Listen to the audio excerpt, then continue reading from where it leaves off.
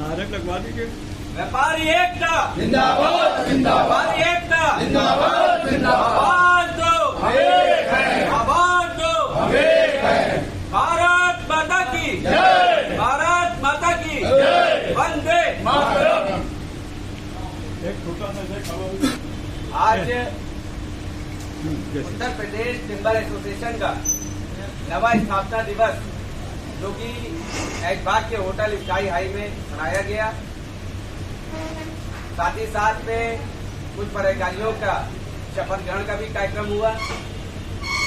आज के कार्यक्रम में मुख्य अतिथि के रूप में सदस्य विधान परिषद मुकेश शर्मा जी मौजूद रहे और उनको उत्तर प्रदेश टिम्बर एसोसिएशन द्वारा एक ज्ञापन सौंपा गया, जिसमें इन 9 सालों के संघर्ष के बाद जो कुछ साथी इनके लाइसेंस अभी नहीं हो पाए हैं उसको लेकर के कि वो जल्दी से जल्दी उसकी वोटेबिलिटी की रिपोर्ट आ जाए।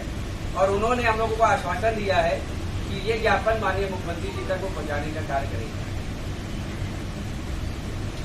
सर नमस्कार, कृपया अपना शुभ नाम बताएं। मेरा नाम मोहनीश त्रिवेदी, प्रदेश अध्यक्ष उत्तर प्रदेश टिम्बर एसोसिएशन।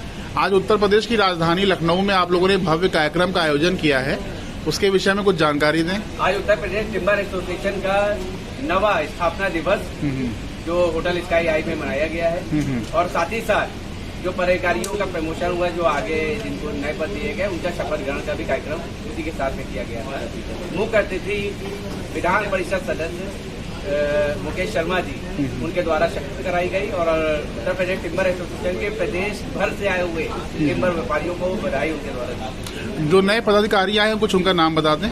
उनमें से देवेंद्र प्रताप सिंह जी जो आपके अयोध्या से हैं, अमरीश गुप्ता जी अयोध्या पद के साथ इन लोगों को उपाध्यक्ष बनाया गया है। इसके अलावा आपके अमरोहा से मोहम्मद रजा को उपाध्यक्ष बनाया गया है। मीडिया प्रभारी में दिवाकर प्रताप सिंह जी को पूरा जो है इसी पद पे किया गया है और बाकी और जिलों के किसी को सचिव, किसी को उपाध्यक्ष, इसी प्रकार से सबको पद दिया। शासन से क्या मांगे हैं टिम्बर एसोसिएशन शासन से मांग लोगों की केवल एक है इस समय कि हमारे जो लाइसेंस उत्तर प्रदेश सरकार के माननीय मुख्यमंत्री, माननीय रक्षा मंत्री जी द्वारा, माननीय विजय पाठक जी, माननीय दिनेश शर्मा जी और माननीय वन मंत्री अरुण कुमार सक्सेना जी द्वारा दिए गए, उनमें कुछ साथी जो 228 साथी है वो अभी शेष रह गए हैं। उनके लिए वोटेबिलिटी की रिपोर्ट इसमें अधिकारी देरी कर रहे हैं।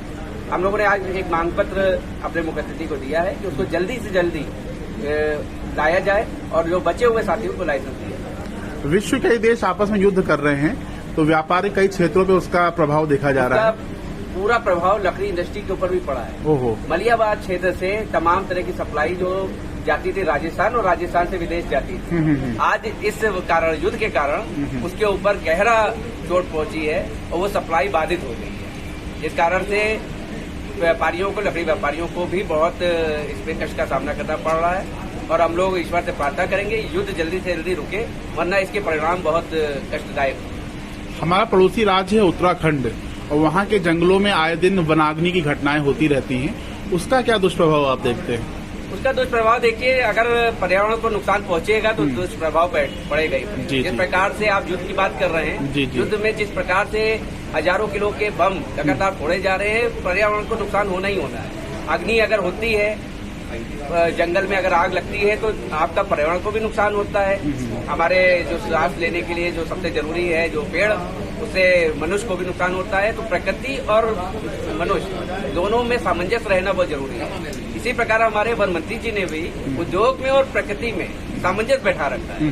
उन्होंने एक तरफ पर्यावरण में भी करोड़ों पेड़ लगाने का काम किया और उद्योग के मामले में भी उन्होंने लाइसेंस देने का काम किया। संसार को इसी प्रकार काम करना चाहिए, संतुलन जरूर बना के रखना चाहिए। नई कार्यकारिणी का गठन हुआ है, क्या नए लक्ष्य हैं, क्या और दायित्व, क्या क्या लक्ष्य हैं? हम लोगों का लक्ष्य है कि जिन जिन जिलों में हम लोगों का अभी संगठन नहीं पहुंच पाया है उन जिलों में भी पहुंचे और बहुत जल्दी हम लोग इसको राष्ट्रीय संगठन का भी रूप देंगे और प्रदेश, अन्य प्रदेशों में भी जाकर के इसको राष्ट्रीय संगठन का रूप देने का काम हम लोग बहुत जल्दी करने वाले हैं। हमारा विश्वास है कि आपके नेतृत्व में संगठन नई ऊंचाइयों को छुएगा। धन्यवाद, धन्यवाद आपका बहुत बहुत। आपका दिन शुभ रहे। नमस्कार। तो लोगों का संघर्ष 9 साल का रहा। पिछले 2023 में हम लोगों को माननीय मुख्यमंत्री जी द्वारा, माननीय राजनाथ सिंह जी द्वारा इनमें ड्यूटी के माध्यम से तमाम हमारे साथियों को लाइसेंस देने का काम किया गया, जिसके लिए हम लोग धन्यवाद यूपी सरकार के स्लोगन के तहत अपने अपने व्यापार को करते चले आ रहे हैं। इन्वेस्ट यूपी के माध्यम से माननीय वन मंत्री जी, माननीय दिनेश शर्मा जी, माननीय विजय पाठक जी ने हम लोगों के ऊपर आशीर्वाद देते हुए हम लोगों के तमाम साथियों को लेकर दिए। वहीं कहीं कुछ साथी गुड एबिलिटी की रिपोर्ट न आने के कारण उनका लाइसेंस अभी आने से शेष रह गया, जिसको लेकर के पिछले महीने हम लोग दिल्ली गए। हमारे संरक्षक साकेत शर्मा जी, हम हमारे विधिक सलाहकार आशीष द्विवेदी जी, सौरभ गुप्ता जी, और हम लोगों ने माननीय राजनाथ सिंह जी को एक पत्र वहाँ पे उनको सौंपने का काम किया, जिस पे माननीय राजनाथ सिंह जी द्वारा एक पत्र माननीय मुख्यमंत्री को प्रेषित किया गया और माननीय मुख्यमंत्री जी के यहाँ से संजय प्रसाद जी जो प्रमुख सचिव माननीय मुख्यमंत्री जी हैं, उन्होंने ये पत्र फॉरेस्ट डिपार्टमेंट के जो प्रमुख सचिव उनको भेजने का काम किया। आज की तारीख में मुझे ये कहते हुए बहुत खुशी हो रही है कि बहुत तेजी से गुड एबिलिटी की रिपोर्ट के ऊपर काम चल रहा है और आज इसी कड़ी में हम लोगों ने अपने मुख्य अतिथि श्रीमान मुकेश शर्मा जी को भी एक ज्ञापन सौंपा है ताकि इस पे और गति आ जाए और जो कार्य चल रहा है उसमें अधिकारी जो लापरवाही कर रहे हैं उस लापरवाही को खत्म किया जाए।